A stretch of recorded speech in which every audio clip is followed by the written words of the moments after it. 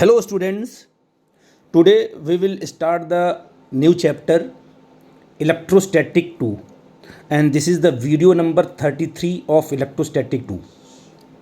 बेटा इसके पहले हम लोगों ने इलेक्ट्रोस्टैटिक 1 पढ़ा जिसमें हमने electric force, electric field and electric potential के बारे में डिस्कस किया. ठीक है बेटा जी. अब हम लोग जो है एक अलग कॉन्सेप्ट में आएंगे. हम लोग इलेक्ट्रोस्टैटिक 2 डिस्कस करने वाले हैं. हालांकि ये इलेक्ट्रोस्टैटिक का ही पार्ट है. मैंने आपको स्टार्टिंग में बताया था कि हम जो इलेक्ट्रोस्टैटिक को 2 पार्ट में हम डिवाइड कर रहे हैं.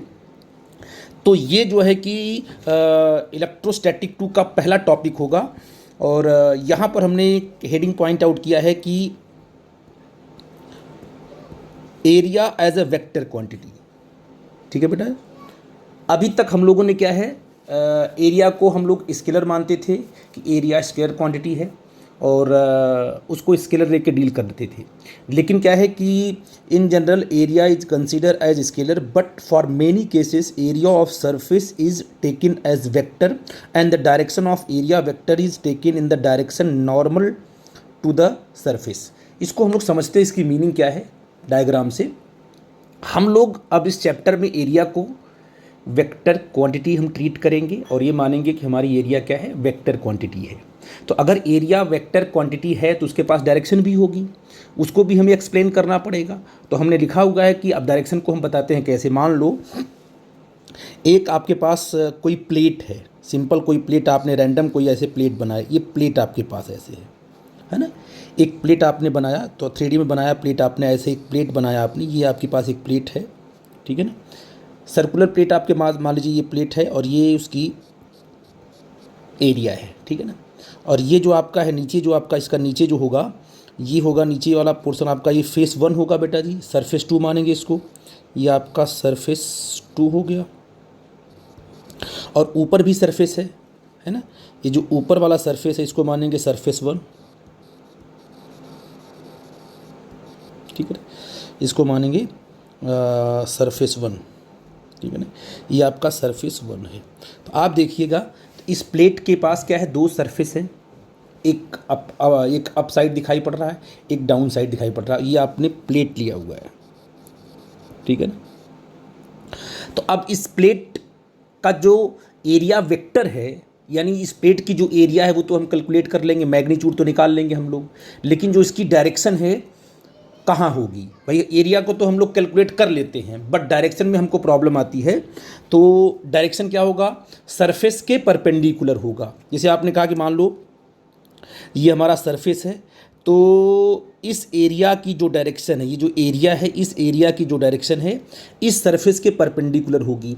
तो आप कह सकते हो कि या तो ऊपर की अप साइड होगी, क्योंकि आपको दोनों साइड आप बना सकते हो. Direction of area up side भी बना सकते हो and direction of area down side बना सकते हो, क्योंकि दोनों लाइन जो है सरफेस एरिया के परपेंडिकुलर है, क्योंकि इसके पास 2 सरफेसेस हैं. तो अगर मान लो इसकी एरिया ए है, क्या है बेटा जी, इसकी एरिया ये है और इसके नॉर्मल की जो डायरेक्शन आपने ले लिया एन कैप, डायरेक्शन है ऊपर की तरफ मान लिया आपने एन कैप, तो नीचे की तरफ क्या होगा बेटा माइनस एन कैप होगा. ठीक है ना. तो इस वेक्टर को हम कैसे लिखेंगे, वेक्टर ये आपका होता है एरिया वेक्टर. एरिया वेक्टर मतलब क्या है कि इस एरिया का मैग्नीट्यूड लिखेंगे. मान लो इस एरिया का मैग्नीट्यूड ए है और डायरेक्शन क्या होगी एन कैप होगी. तो इस एरिया को वेक्टर फॉर्म में हम ऐसे लिखेंगे ए इंटू एन कैप, मतलब इस एरिया का मैग्नीट्यूड और इसकी डायरेक्शन. ठीक है ना. हम ये भी यहाँ इधर भी लिख सकते हैं, इधर भी लिख सकते हैं. एरिया वेक्टर बोलेंगे क्या बोलेंगे माइनस ए इंटू एन कैप. डाउनवर्ड है तो आप लिख लोगे माइनस में, अपवर्ड है तो आपने प्लस में लिख लिया. ठीक है ना. तो एरिया को लिखने का तरीका ये है. और जानते हो जब किसी एरिया में 2 सरफेसेस ओपन होते हैं, ऊपर वाला भी ओपन है नीचे वाला भी ओपन है, इसलिए आप फ्री हो. जैसे आपका पाम फेस है ना, तो अपना पाम फेस आप अपने सामने रखो, तो पाम फेस के ऊपर भी सरफेस है और पाम फेस के नीचे भी आपका सरफेस है. तो ऊपर भी अगर जो पाम फेस आपका है उसका एरिया वेक्टर कहाँ होगा, ऊपर भी हो सकता है, डायरेक्शन उसकी ऊपर भी हो सकती है नॉर्मल और नीचे भी हो सकती है नॉर्मल. तो डायरेक्शन क्या होगा, हमेशा सरफेस एरिया के बिल्कुल परपेंडिकुलर होगा. और ये जो एरो हमने बनाया है इसको बोलते हैं एरिया वेक्टर. क्या बोलेंगे, क्योंकि एरो बन गया आपका, डायरेक्शन भी आ गया, मैग्नीट्यूड भी आ गया, तो इसे बोलेंगे ए एन कैप बोलेंगे. तो ये बड़ी इंपॉर्टेंट चीज़ थी इस बात को समझने के लिए. क्योंकि इसमें दोनों के दो सरफेसेस हैं, दोनों के दोनों ओपन है, इसके लिए इसे बोलेंगे ओपन सरफेसेस, ओपन सरफेस, है ना। मतलब ऊपर वाला भी ओपन है, नीचे वाला भी ओपन है, इसे बोलते हैं ओपन सरफेसेस। दोनों साइड पे हम क्या है, डायरेक्शन को ले सकते हैं।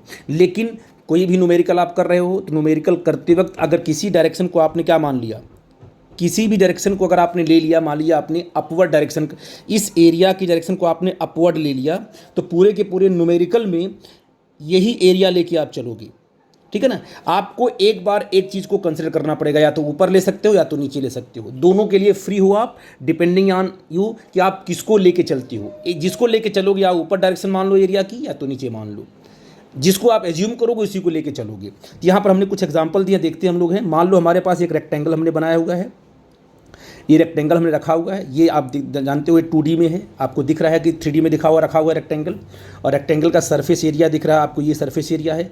इसके पास दो सरफेसेस हो गए, एक ऊपर वाला फेस आपका क्या होगा, ये ऊपर वाला फेस आपका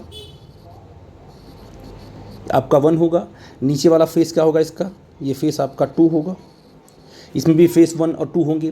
तो बताइए इस एरिया का मैग्नीट्यूड कितना होगा। अगर इसकी लेंथ मान लीजिए 4 मीटर है और इसकी जो हाइट है अगर मान लो 3 मीटर है, तो आप क्या कहोगे, इसकी जो एरिया होगी वो होगी कितना, 12 मीटर। तो सिंपल जो एरिया आप लिखोगे तो कहोगे सर इसकी जो एरिया आएगी वो सिंपल आएगी 12 मीटर आएगी, ये तो आप 12 मीटर स्क्वायर आएगी, ठीक है बेटा, ये तो आप जानते हो। बट अगर अब आप कहोगे सर इसके पास तो वेक्टर, ये तो वेक्टर क्वांटिटी है, तो इसकी डायरेक्शन को कैसे रिप्रेजेंट करेंगे। तो सरफेस पे क्या ड्रॉ कर दो, इस सरफेस पे नॉर्मल ड्रॉ करो, बिल्कुल सरफेस से परपेंडिकुलर, और इसको मानो कि इसको एन कैप क्या है, एन कैप इसकी डायरेक्शन को रिप्रेजेंट करता है। तो यही जो लाइन आपको दिख रही है रेड कलर की, ये इस एरिया की डायरेक्शन मानी जाएगी। Direction of area is always normal to the surface या परपेंडिकुलर टू द सरफेस। और इस एरिया को हम कैसे लिखेंगे, वेक्टर के फॉर्म में, vectorially, vector A equal to 12 उसका मैग्नीट्यूड और उसकी डायरेक्शन, ठीक है ना। अगर किसी बच्चे ने कहा कि सर हम डाउनवर्ड डायरेक्शन में लेंगे, हम एरिया की डायरेक्शन लेंगे डाउनवर्ड डायरेक्शन में, तो वो फ्री है, लेने के लिए ले सकता है।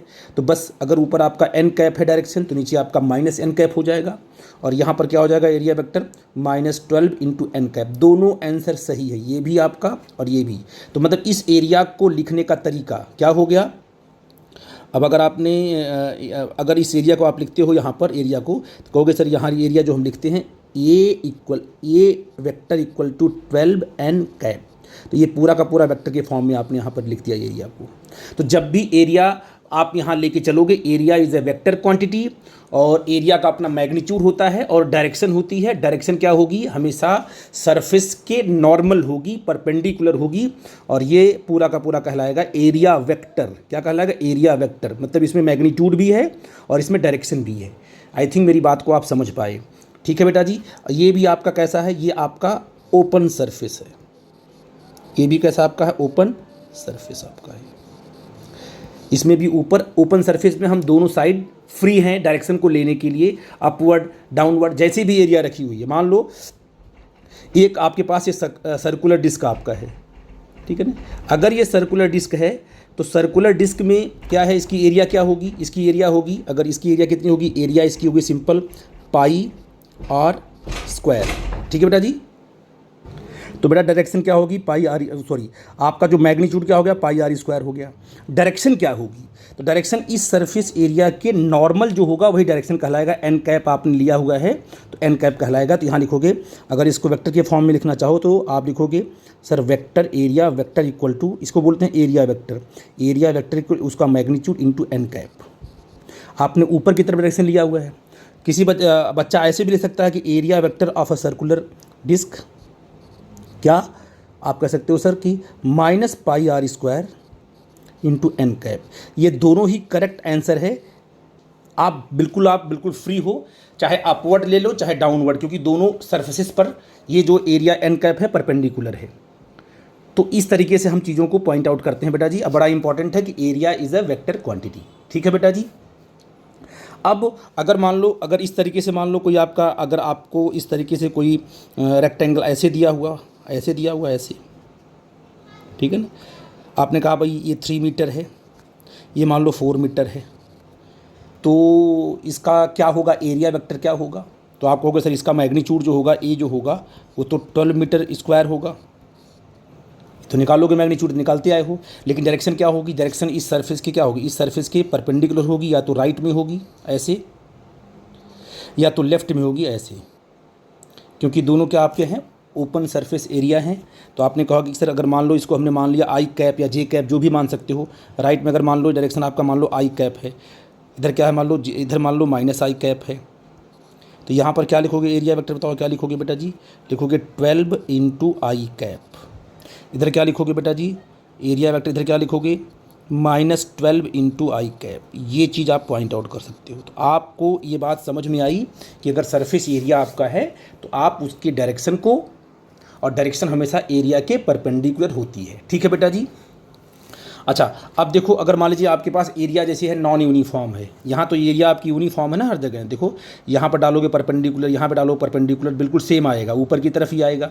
मान लो आपके पास एक नॉन यूनिफॉर्म सरफेस है, कोन टाइप का है ना, ये देखो ना, ये आपके पास नॉन यूनि, मतलब यहाँ पर अगर आपने छोटा सा एलिमेंट कट किया, अगर नॉन यूनिफॉर्म सरफेस एरिया है, देखो यहाँ पर एरिया डायरेक्शन कुछ और होगी, यहाँ पर कुछ और होगी, ये प्लेन तो है नहीं, ये जो आपको स्फेरिकल दिख रहा है आपको, इसका मतलब अगर आपने एक छोटा सा एलिमेंट यहाँ कट किया, डीएस एलिमेंट आपने कट किया, और डायरेक्शन उसकी मान लीजिए जहाँ पर ओरिजिन होगा ना, यहाँ पर कहीं पर होगा इसकी ओरिजिन, यहाँ से आपने आर कैप लिया, ये लाइन आर कैप को, ये लाइन आर कैप डायरेक्शन को इंडिकेट करती है।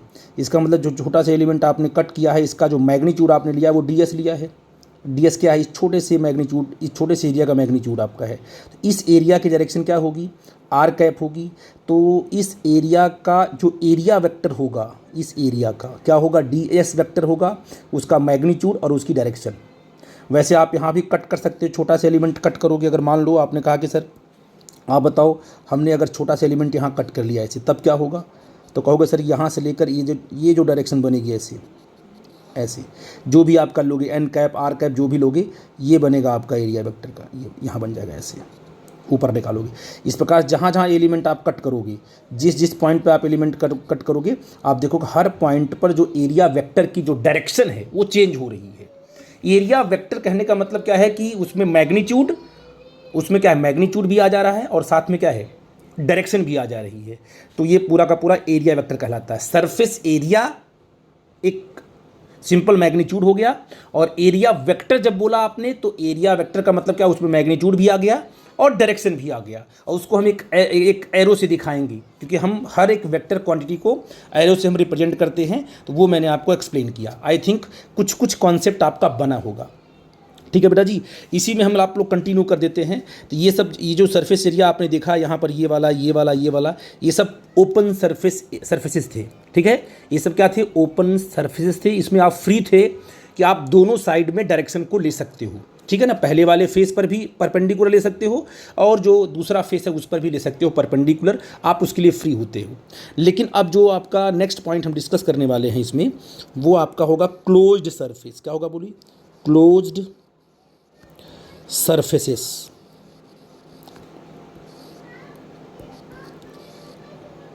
जैसे आपका स्फीयर हुआ, ये सर्कल नहीं, ये आपका स्फीयर है बेटा जी, ये आपका स्फीयर हुआ।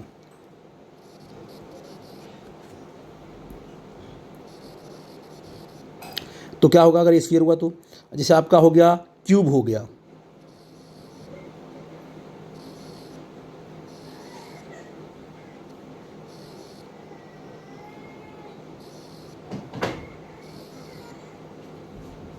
देखो ये आपका क्यूब हो गया, लाइन हमने यहाँ से ड्रॉ कर दिया, ये देखिए, इसमें भी सरफेस एरिया आपको दिख रही होगी। ठीक है ना। अब अगर आप पूछें कि इसमें कितने सरफेस एरिया हैं, तो आप कहोगे इसमें 6 हैं। ठीक है बेटा जी, ऐसे।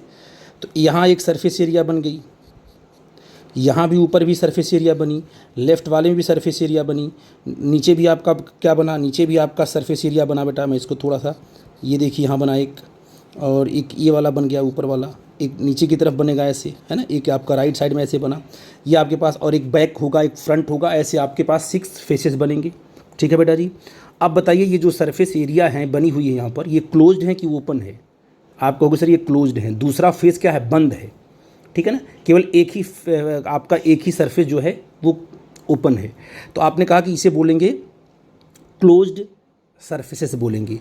और क्लोज्ड सरफेसेस में जब भी हम बात करेंगे कि भाई ये अगर मान लो सरफेस एरिया है, इस पर इसकी डायरेक्शन क्या होगी, इस एरिया पर डायरेक्शन क्या होगी, तो कहोगे इस एरिया पर डायरेक्शन होगी इस सरफेस एरिया के परपेंडिकुलर जो डायरेक्शन होगी वो, और ये मान लो एन कैप है, तो इस सरफेस एरिया की डायरेक्शन होगी आपकी एन कैप, और हमेशा आउटवर्ड होगी। क्लोज्ड सरफेस में एरिया की जो डायरेक्शन होती है वो आउटवर्ड होती है, इनवर्ड नहीं होती है। मतलब इसमें सिर्फ आपको एक ही डायरेक्शन लेनी है, आउटवर्ड। जैसे ओपन सरफेसेस में क्या थे, आप दोनों आप ले सकते थे, एक पहले फेस पे डाल के नॉर्मल एरिया वेक्टर कह सकते थे, और दूसरे फेस पे भी क्या अगर नॉर्मल आपने ड्रॉ कर दिया वहाँ भी आप एरिया वेक्टर बोल सकते थे। लेकिन अगर सरफेस आपका क्लोज्ड है तो यहाँ पर सिर्फ एक ही डायरेक्शन मिलेगी एरिया वेक्टर की, और वो होगी आउटवर्ड। कहाँ होगी बेटा जी, ये आउटवर्ड होगी। इस फेस का, अगर इस फेस की बात करो तो बताइए बेटा जी, जो आपने ये फेस कहा, ये इस वाले फेस की बात करो, ये वाला, इसका एरिया वेक्टर कहाँ होगा बेटा जी, ये डाउनवर्ड डायरेक्शन में होगा, ऐसे आउटवर्ड डायरेक्शन में ऐसे होगा, इसका ऐसे होगा, है ना, इसके वाले का ऐसे होगा, सब के सब आउटवर्ड डायरेक्शन में। जो भी फेसेस आपको मिलेंगे अगर क्लोज्ड हैं तो वो उनका जो डायरेक्शन होगा हमेशा सरफेस एरिया के परपेंडिकुलर होगा और आउटवर्ड डायरेक्शन में होगा। आई थिंक मेरी बात आप समझ पाए, बहुत इंपॉर्टेंट कॉन्सेप्ट था। वैसे आपका जो इसे स्फीयर आपका है, इस स्फीयर में देखो, अगर आपने कहा कि इस पॉइंट पर क्या होगा एरिया वेक्टर, तो आप कहोगे सर यहाँ पर जो इस पॉइंट पर एरिया वेक्टर आपका होगा आउटवर्ड, बाहर की तरफ होगा डायरेक्शन। यहाँ पर क्या होगा, यहाँ पर भी होगा लेकिन नॉर्मल होगा, आउटवर्ड होगा। तो स्फीयर पे हर पॉइंट पर डायरेक्शन क्या देखो बदल रही है, डायरेक्शन एरिया की बदल रही है, लेकिन याद रखिए कि आउटवर्ड होगा और सरफेस के परपेंडिकुलर होगा। जहाँ आप सरफेस लोगे उसके परपेंडिकुलर एरिया वेक्टर होगा ऐसे, और हमेशा क्या होगा, आउटवर्ड होगा।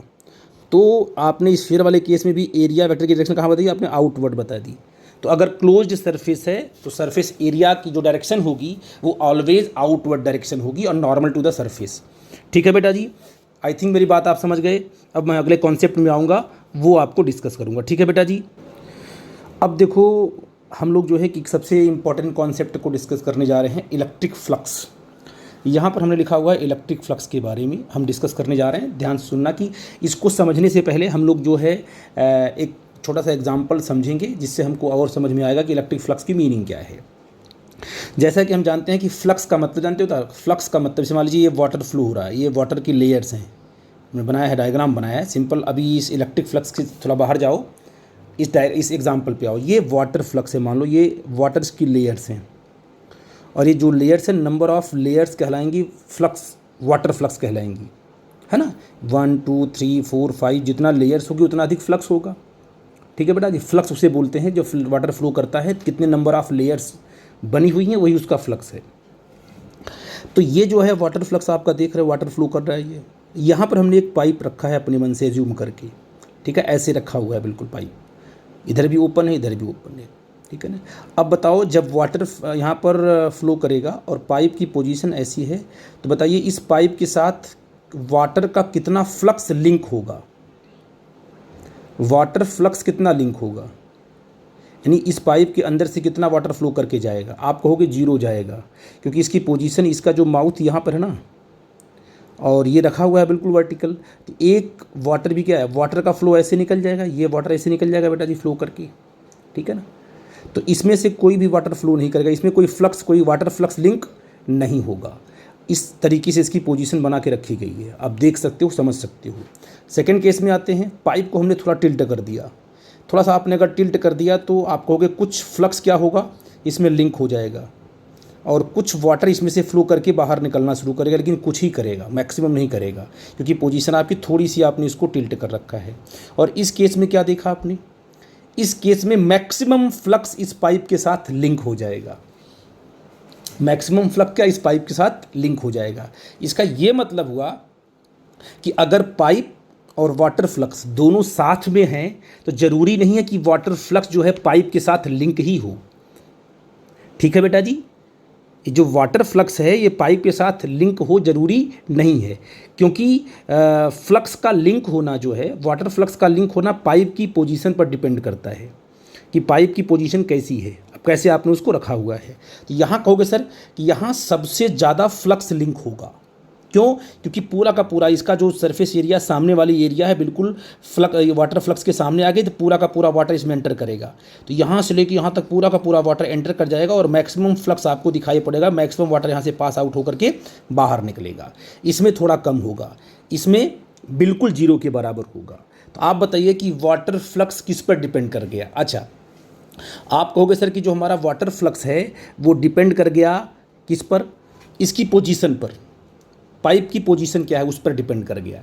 ठीक है बेटा जी, ये तो क्लियर है, कोई प्रॉब्लम की बात नहीं है। अच्छा, साथ में आप कहोगे जो अगर मान लो हम वाटर फ्लक्स की बात करें तो फ्लक्स, ये मान लो ये फाई, ये बोलते हैं इसको फाई, इसको एज्यूम कर लेते हैं कि वाटर फ्लक्स मान लेते हैं।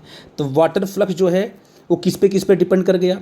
वो डिपेंड कर गया कि भाई इसकी पोजीशन क्या है, उस पर डिपेंड कर गया। और साथ में डिपेंड कर गया कि इसका ये जो सरफेस है ना, ये होल जो है ये बनाया आपने, ये जितना एरिया ज़्यादा होगी उतना ज़्यादा फ्लक्स अंदर लिंक होगा। तो एरिया पर भी डिपेंड कर गया, जितना बड़ा होल होगा ना, ये पाइप का होल जितना बड़ा होगा, एरिया होगा, उस पर उतना फ्लक्स में लिंक होगा, उस पर भी डिपेंड कर गया। और साथ में जो फ्लक्स है वो इस पर भी डिपेंड कर गया कि ये जो लेयर्स कितनी हैं, नंबर ऑफ़ लेयर्स 1 2 3 4 5, ये नंबर ऑफ़ लेयर्स जो है, ठीक है बेटा, उस पर डिपेंड कर गया। तो बेटा इसमें आप लोगों ने देखा कि जो वाटर फ्लक्स है वो पाइप के साथ कैसे लिंक होगा, उसके लिए कौन कौन सी कंडीशन रिक्वायर्ड है, ठीक है ना। तो वो चीज़ मैंने आपको बताई। हालांकि छोटा सा एग्जांपल था आपको समझाने के लिए कि लिंक की मीनिंग क्या है और फ्लक्स की मीनिंग क्या है। अब हम बात करेंगे इलेक्ट्रिक फ्लक्स की बात करेंगे, ठीक है बेटा जी। तो इलेक्ट्रिक फ्लक्स के लिए हम इस एग्जांपल को अपने ब्रेन में रखो आप कि अगर वाटर की बात करते हैं तो वाटर फ्लक्स होता है ना, इलेक्ट्रिक फ्लक्स होता है, मैग्नेटिक फ्लक्स होता है। तो इस प्रकार से जो है कि हम लोग फ्लक्स को डील करते हैं। अब देखते हैं इलेक्ट्रिक फ्लक्स क्या है, उसकी मीनिंग क्या है, ठीक है बेटा जी। अब बेटा हम इलेक्ट्रिक फ्लक्स की बात कर रहे हैं, इसको डिफाइन किया गया a group of electric field lines. वहाँ पर वाटर लेयर था, यहाँ पर इलेक्ट्रिक फील्ड लाइंस की बात करेंगे हम लोग। जैसे मान लीजिए इलेक्ट्रिक फील्ड लाइंस मान लीजिए राइट साइड में जा रही है, अब ये electric field lines, group of electric field lines जा रही है, ठीक है ना। तो ये एनर्जी कैरी करती है, जो group of electric field lines होती हैं वो एनर्जी कैरी कर रही हैं, वो एनर्जी लेके, इलेक्ट्रिक फील्ड लाइंस के जाने का मतलब एनर्जी का जाना, इलेक्ट्रिकल एनर्जी जो है आगे की तरफ बढ़ रही है, ठीक है ना। जितना अधिक नंबर ऑफ लाइंस होंगी उतना ही अधिक क्या होगी, एनर्जी होगी, यानी उस इलेक्ट्रिक फील्ड की स्ट्रेंथ होगी। तो वास्तव में जो फ्लक्स है ना, फ्लक्स वो क्या है, a group of electric field lines passing. अब ये तो फ्लक्स हो गया, group of electric field lines की बात कर लिया आपने। अब ये फ्लक्स कब बनेगा, जब किसी सरफेस एरिया से ये लिंक होती है। जैसे मान लीजिए इलेक्ट्रिक फील्ड लाइन जा रही हैं और आगे आपने क्या कर दिया, एक सरफेस ला के रख दिया, ठीक है ना। तो वो इलेक्ट्रिक फील्ड लाइन जाकर के सरफेस से लिंक हो जाएंगी, ठीक है ना। तो हम कहेंगे भाई ये देखो फ्लक्स क्या है, group of electric field line से क्या है, आपका फ्लक्स है, और उस सरफेस से जाके लिंक हो रही है, उनमें जाकर के अटैच हो जा रही है। तो आपने कहा कि a group of electric field lines passing through a given surface area is called the electric flux. क्या बोलते हैं उसको, इलेक्ट्रिक फ्लक्स। वास्तव में इलेक्ट्रिक फ्लक्स जो है वो एनर्जी है, वो स्ट्रेंथ है इलेक्ट्रिक फील्ड की। लाइंस ऑफ जो group of lines of forces हैं वो इसके बोलेंगे फ्लक्स बोलेंगे। अब वो जा रहे हैं, मान लो, अब एग्जाम्पल से आपको समझा रहे हैं। देखिए, आप देखिए कि यहाँ पर हमने एक एरिया लिया हुआ है, एक रेक्टेंगल एरिया लिया हुआ है, इसको मैंने बिल्कुल हॉरिजॉन्टल रख दिया हुआ है, और इलेक्ट्रिक फील्ड लाइन भी आपकी हॉरिजॉन्टल है। आप ही बताइए कि इस केस में कितने नंबर ऑफ लाइंस जो है इस सरफेस एरिया से लिंक हुई है। लिंक होने का जानते हो क्या मतलब होता है? लिंक होने का मतलब नहीं उसको टच कर रही है, लिंक होने का मतलब ये होता है कि सरफेस एरिया को नॉर्मली पेनेट्रेट कर रही है, ठीक है ना। नॉर्मली क्या है, पेनेट्रेट कर रही है। देखो यहाँ पर एक भी इलेक्ट्रिक फील्ड जो है इस सरफेस एरिया को पेनेट्रेट नहीं कर रहा है, क्योंकि सरफेस एरिया ही आपका हॉरिजॉन्टल है। तो बिल्कुल क्या है, ऐसे इलेक्ट्रिक फील्ड बिल्कुल उसके ऊपर से या नीचे से निकल जाएंगी, इसको पेनेट्रेट नहीं करेंगी। तो आप कहोगे सर कि फ्लक्स इस एरिया के साथ लिंक नहीं हुआ, इलेक्ट्रिक फील्ड लाइंस जो हैं इस एरिया के साथ बिल्कुल लिंक नहीं हुआ, जीरो लिंकेज है इस एरिया के साथ। अब देखो हमने एरिया यहाँ बना दिया, देखो ये सरफेस एरिया है, बिल्कुल आपने इलेक्ट्रिक फील्ड लाइंस के बिल्कुल सामने खड़ा कर दिया ये एरिया को। अब देखो सारी की सारी इलेक्ट्रिक फील्ड लाइन, जो भी इलेक्ट्रिक फील्ड लाइंस हैं, सब के सब क्या है, इस एरिया को पेनेट्रेट करके क्रॉस करके निकल जा रही हैं। तो आप कहोगे सर यहाँ पर मैक्सिमम फ्लक्स लिंक हो रहा है, maximum energy, electrical energy maximum जो है इस सरफेस एरिया के साथ जो है लिंक हो रही है, मैक्सिमम फ्लक्स जो है इस सरफेस एरिया के साथ लिंक हो रहा है। ये इलेक्ट्रिक फील्ड ये भी है, ठीक है ना। यहाँ की बात कर लेते हैं, तो यहाँ में जो आपने एरिया क्या कर दिया, थोड़ा सा आपने टिल्ट कर दिया है, क्या कर, थोड़ा सा आपने टिल्ट कर दिया है। तो आप क्या यहाँ पर कह सकते हो कि मैक्सिमम जो एनर्जी है वो इससे लिंक हो रही है? नहीं, कुछ एनर्जी तो लिंक हुई है ना, लेकिन मैक्सिमम एनर्जी लिंक तो पहले वाले केस में होगी, क्योंकि सब के सब बिल्कुल परपेंडिकुलर गिर रहे हैं एरिया पर। यहाँ पर क्या है, यहाँ पर जो है अब जितना ही इसको टिल्ट करोगे, इसको जितना ही आप रोटेट करोगे एंटी क्लॉकवाइज, क्लॉकवाइज, अगर इस एरिया को जितना ही क्लॉकवाइज आप रोटेट करोगे उतना ही फ्लक्स लिंक कम होता जाएगा। और जैसे ही एरिया आपकी हो जाएगी हॉरिजॉन्टल, ऐसे हो जाएगी, रोटेट करके आपने ऐसे कर दिया तो फ्लक्स लिंक आपका जीरो हो जाएगा।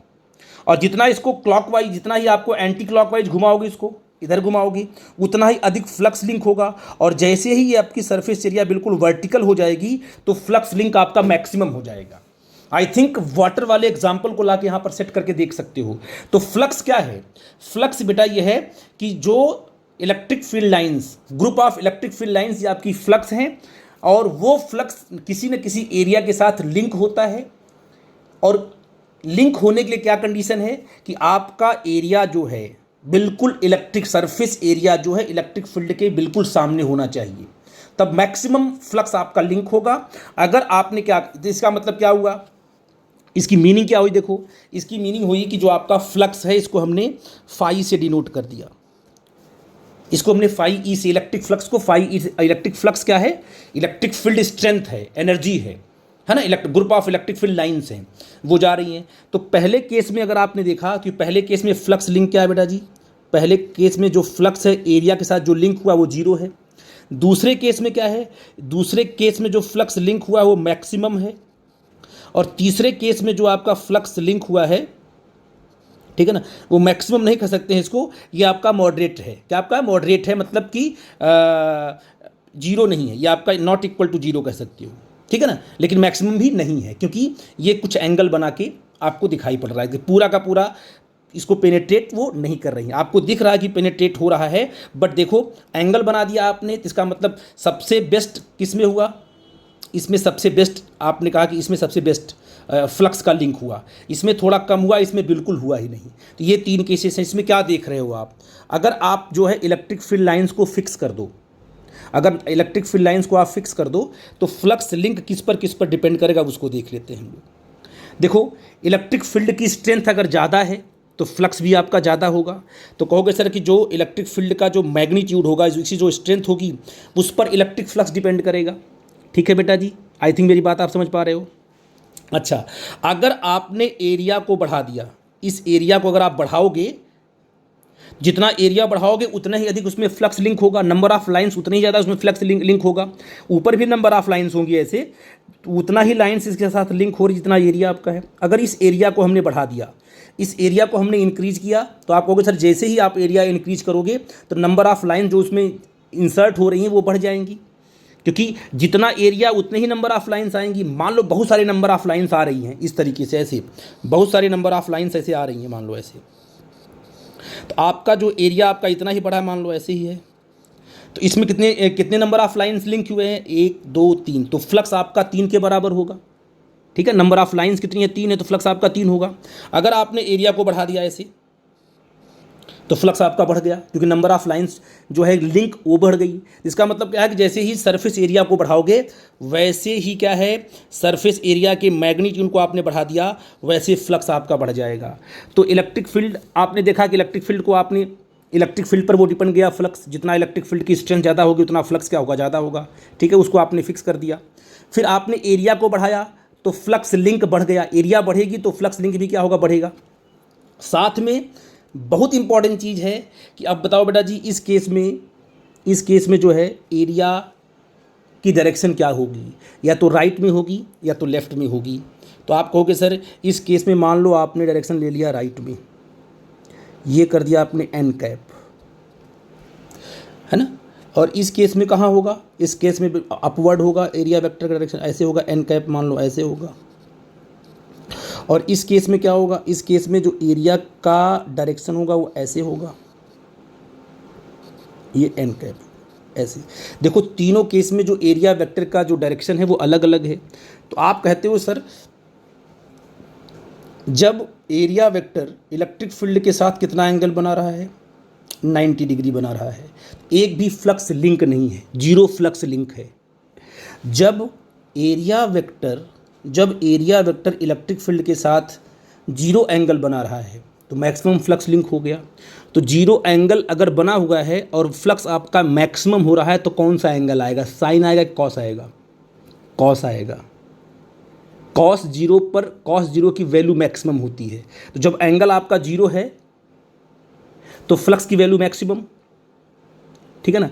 और जब आपका यहां पर एंगल कुछ बना हुआ है ऐसे, इसका यह मतलब हुआ कि अगर कुछ एंगल आपका बन गया तो आपका क्या है, कुछ एंगल आपने बना दिया तो फ्लक्स आपका कम हो गया, और बना दिया तो कुछ और कम हुआ। करते करते जब आपने बिल्कुल 90 डिग्री कर दिया एरिया वेक्टर को, इलेक्ट्रिक फील्ड के 90 डिग्री कर दिया तो फ्लक्स आपका जीरो हो गया। इसका मतलब क्या हुआ कि किस एंगल पर डिपेंड करेगा, E A and cos theta. Theta क्या है, theta is the angle between electric field and area vector.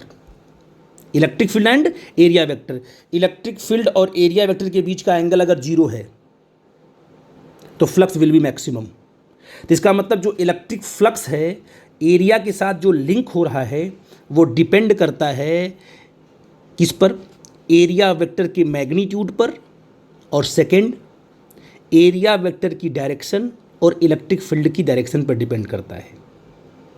तो आपसे मैं पूछूं कि अगर एरिया वेक्टर और इलेक्ट्रिक फील्ड की डायरेक्शन एक ही है, एक ही डायरेक्शन में है, तो कितना फ्लक्स लिंक हुआ, आप कहोगे सर मैक्सिमम लिंक हुआ। जैसे आपको ये फार्मूला इलेक्ट्रिक फ्लक्स का बनेगा ऐसे, तो इसको हम ऐसे लिखते हैं, electric flux linked with the surface area E A cos theta, इसको हम कहते हैं ई वेक्टर डॉट ए, ये होता है फ्लक्स। और इलेक्ट्रिक फ्लक्स क्या है, इलेक्ट्रिक फ्लक्स एक स्केलर क्वांटिटी है। क्यों, क्योंकि दो वेक्टर का डॉट हमेशा स्केलर आता है। तो इलेक्ट्रिक फ्लक्स क्या है, इलेक्ट्रिक फ्लक्स को हम हमेशा क्या है, एरिया से लिंक करके दिखाते हैं। ठीक है बेटा जी, आई थिंक मेरी बात आप समझ गए, इन तीनों केसेस को आपने समझ लिया होगा। ठीक है बेटा जी, जिसे मैंने आपसे पूछा, एक मैं आपको क्वेश्चन दूं, आपको समझ बात आएगी। मैंने एग्जांपल दिया आपको, मान लो, ठीक है बेटा जी, मान लो ये आपके पास एरिया वेक्टर ऐसे है, ये आपके पास एरिया वेक्टर है और इलेक्ट्रिक फील्ड ऐसे आ रही है, ऐसे आ रही है, यहाँ से भी क्रॉस कर सकती है, ऐसे कोई दिक्कत की बात नहीं है। अब बताओ इस एरिया से कितनी इलेक्ट्रिक फील्ड लिंक है, बताओ what is the flux linked with this area.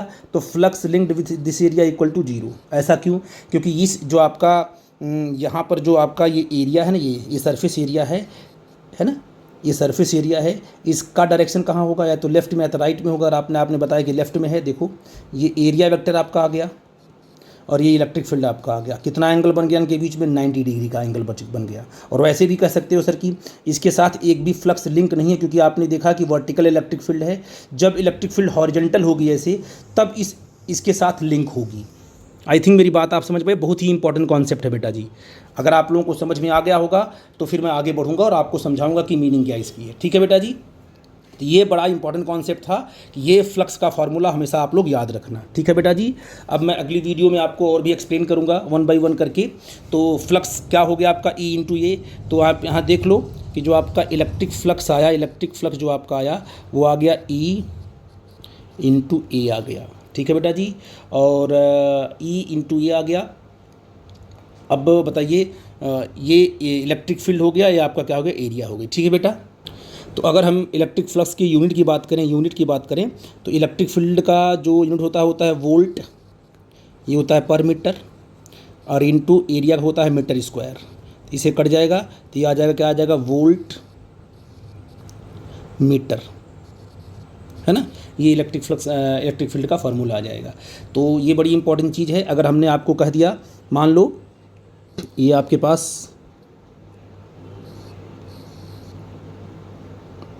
Area vector ऐसे मान लो है, इस एरिया वेक्टर की डायरेक्शन क्या होगी बेटा जी, राइट में ले लो लेफ्ट में, आपके ऊपर डिपेंड करता है। आपने कहा कि मान लो ये इसकी डायरेक्शन हो गई है, ठीक है ना, इसको आपने ए मान लिया, ए वेक्टर, ठीक है ना। और इलेक्ट्रिक फील्ड आपने ऐसे लगा दिया, ये लगा दिया आपने इलेक्ट्रिक फील्ड ऐसे। अब मैं आपसे पूछूं कि what is the flux linked with this area, तो कहोगे सर इस केस में फाई इक्वल टू क्या आएगा, अगर पूरी की पूरी एरिया का मैग्नीट्यूड आपका ए है तो इलेक्ट्रिक फील्ड एरिया के बीच का एंगल आपका 0 है, तो सिंपल आएगा ई इंटू ए डायरेक्ट। ठीक है बेटा जी, कोई दिक्कत तो नहीं है। अच्छा, अगर मान लीजिए हम इसको टिल्ट कर देते हैं किसी एंगल पे एरिया को, अभी मैंने आपको समझाया था कि मान लो एरिया को आपने ऐसे कर दिया,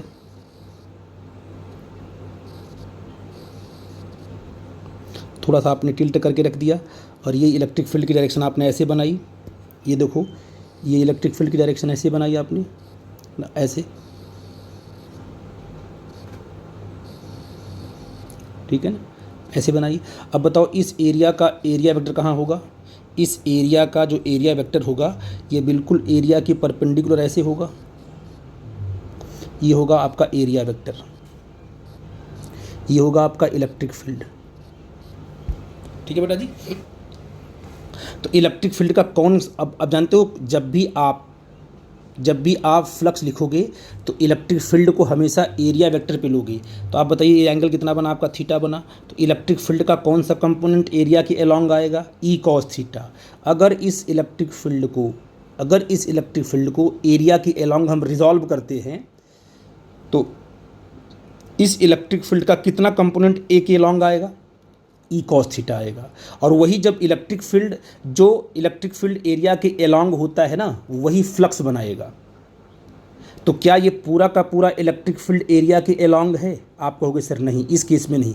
इस केस में तो पूरा का पूरा इलेक्ट्रिक फील्ड एरिया के अलोंग हुआ, तो आपने कहा कि यही इलेक्ट्रिक फील्ड आपका फ्लक्स बना रहा है पूरा का पूरा, ई इंटू ए कर दिया आपने।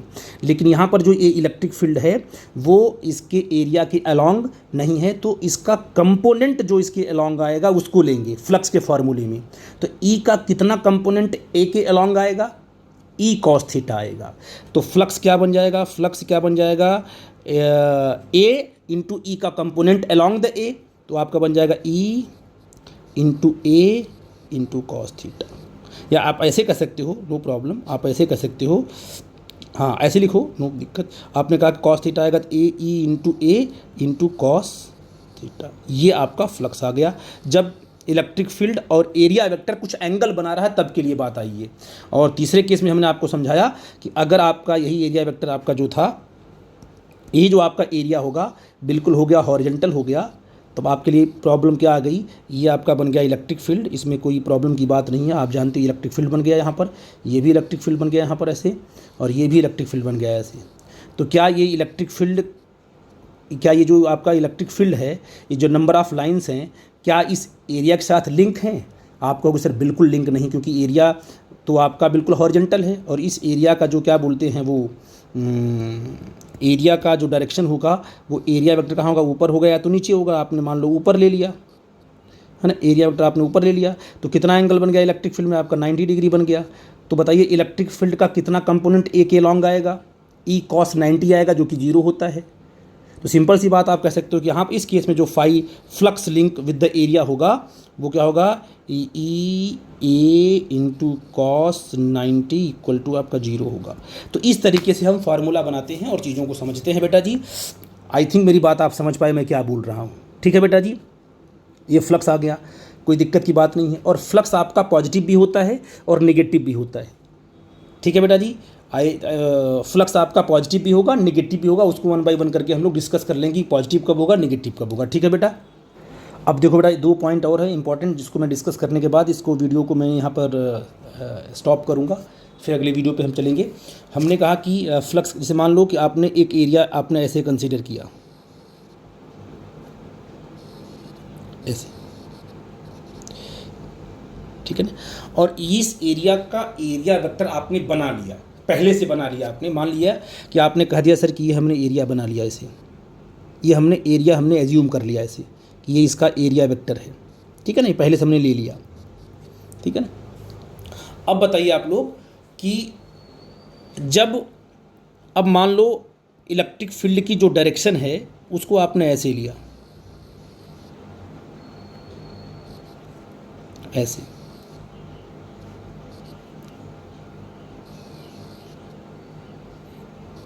ये इलेक्ट्रिक फील्ड की डायरेक्शन है। तो आप कहोगे सर इस समय इलेक्ट्रिक फील्ड की डायरेक्शन क्या है, इस तरीके से एरिया वेक्टर आपने राइट साइड में ले लिया, इलेक्ट्रिक फील्ड आपकी लेफ्ट साइड में, एंगल कितना बना 180, तो माइनस में आंसर आएगा फ्लक्स का, क्योंकि फ्लक्स कॉस 180 क्या होता है -1 होता है, ठीक है ना, है ना। तो आपने कहा हमने इलेक्ट्रिक फील्ड को उल्टा कर दिया। तो आप देखो कि एरिया वेक्टर को आप रेफरेंस अगर मान रहे हो तो इलेक्ट्रिक फील्ड जो है सरफेस के अंदर जा रही है, ठीक है ना।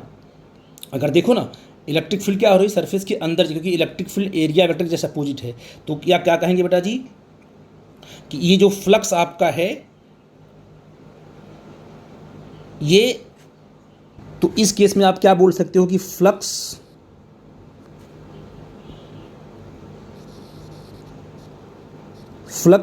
Going into the surface,